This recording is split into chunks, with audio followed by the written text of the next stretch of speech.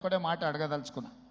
ఇవాళ వాళ్ళ విలాసవంతమైన జీవితం కోసం నిర్మించుకున్న ఫామ్ హౌజుల నుంచి వచ్చే డ్రైనేజ్ గండిపేటలో హిమాయత్ సాగర్ తాగునీటిలో కలిపితే ఆ నీళ్లు హైదరాబాద్ నగరానికి తాగడానికి సరఫరా చేస్తుంటే వాళ్ళు నిర్మించిన అక్రమ నిర్మాణాలను వదిలేస్తే ఇక నేను ప్రజాప్రతినిధిగా విఫలమైనట్ట కాదా మీరు ఒక్కసారి ఆలోచన చేయండి. అందుకే ఒత్తిడి వచ్చినా మిత్రులకు ఫామ్ హౌజులు ఉన్నా ఏవి వదలకుండా హైడ్రా అనే ఒక సంస్థను ఏర్పాటు చేసి తెలియకుంటేనే ప్రజాప్రతినిధులం కొన్ని మన దినచర్యల్లో భాగంగా కొన్ని తప్పిదాలు చేస్తుంటాం. తప్పులు తెలవకుంటేనే కొన్ని తప్పులు జరిగిపోతుంటాయి.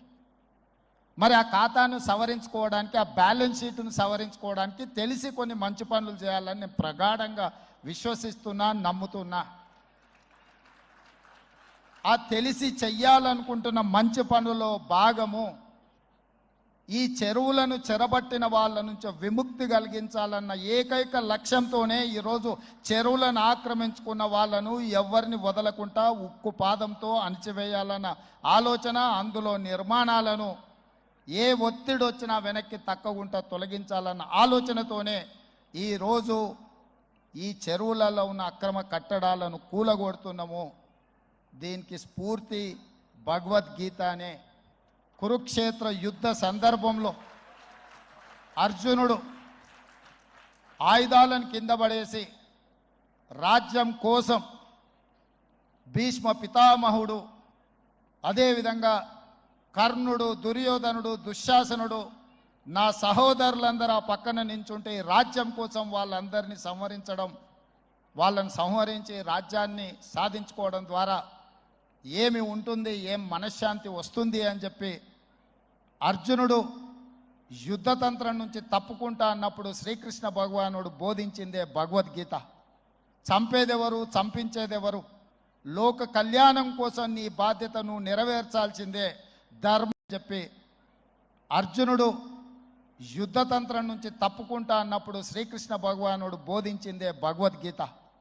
చంపేదెవరు, చంపించేదెవరు, లోక కళ్యాణం కోసం నీ బాధ్యతను నెరవేర్చాల్సిందే, ధర్మం బ్రతకాలి, అధర్మం ఓడాలి అంటే నువ్వు యుద్ధం చెయ్యాల్సిందే అనే యుద్ధ నీతిని ఆ రోజు అర్జునుడికి బోధించింది శ్రీకృష్ణ భగవానుడు. ఇవాళ ఆ శ్రీకృష్ణ భగవానుడి బోధనానుసారమే ఈరోజు ఈ చెరువులను కాపాడే కార్యక్రమాన్ని నేను తీసుకుంటున్నా. నాకు తెలుసు ఈ చెరువులలో నిర్మాణమైన విలాసవంతమైన ఫామ్ హౌజులు ప్రభుత్వాన్ని ప్రభావితం చేయగలిగిన స్థానాలలో ఉన్న చాలామంది వ్యక్తులు ఉన్నారు. ప్రత్యక్షంగా ప్రభుత్వంలో భాగస్వాములు అయి ఉండొచ్చు, లేకపోతే సమాజం మీద బాగా ప్రభావితం చేయగలిగిన వ్యక్తులు ఉండొచ్చు. కానీ వాటన్నిటినీ నేను పట్టించుకోదలుచుకోలే. ఇది భవిష్యత్ తరాలకు, ఇది రాజకీయాలకు సంబంధం లేదు. నేను స్పష్టంగా చెప్పదలుచుకున్నా. రాజకీయాల కోసమో లేకపోతే రాజకీయ నాయకులను కొంతమందిని దృష్టిలో పెట్టుకొని చేపడుతున్న కార్యక్రమం కాదు ఇది. భవిష్యత్ తరాలకు, మన పిల్లలకు, వాళ్ళ పిల్లలకు వారసత్వంగా మనం అందించే సంపద ఈ సరస్సులు, ఈ నదులు, లేకపోతే ఈ రోజున్న ఈ చెరువులు. ఈ ప్రకృతి సంపదను మనం విధ్వంసం చేస్తే ప్రకృతి మన మీద కక్ష కడుతుంది. ప్రకృతి మన మీద ప్రకోపిస్తే మనం చెన్నైలో చూసినాం, అదేవిధంగా ఉత్తరాఖండ్లో చూసినాం, నిన్నగాక మొన్న వాయనాడు మనం కేరళలో చూసినాం. ఈరోజు ఇలాంటివన్నిటిని దృష్టిలో పెట్టుకున్నప్పుడు ఈ హైదరాబాదు నగరాన్ని రక్షించుకోవాల్సిన బాధ్యత మన అందరి మీద ఉన్నది. ఇది ఒక సుందరమైన నగరం.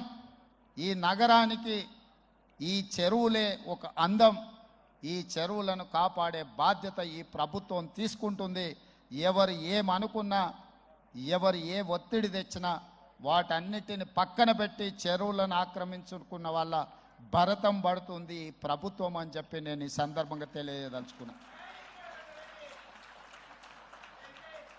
ఆనాడు కురుక్షేత్రంలో ధర్మం వైపు శ్రీకృష్ణుడు, అర్జునుడు నిలబడ్డందుకే ఈరోజు